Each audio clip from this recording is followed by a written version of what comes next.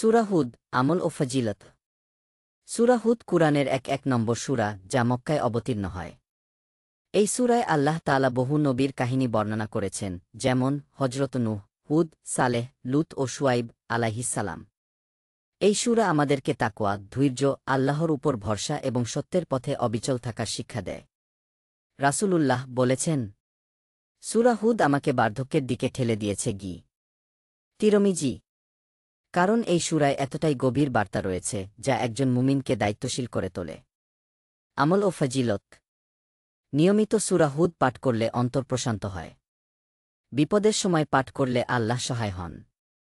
জীবনে ধৈর্য, ঈমান এবং আল্লাহর ভরসা বৃদ্ধি পায়। সন্তান সংসারে বরকত আসে। পাঠের সময় ফজরের পর বা রাতে ঘুমের আগে পাঠ করলে হৃদয় প্রশান্ত হয়। এই পবিত্র সূরাটি নিয়মিত পাঠ করুন, শেয়ার করুন ও অন্যকে উৎসাহ দিন। আসুন কুরআনের আলোয় জীবন গড়ি।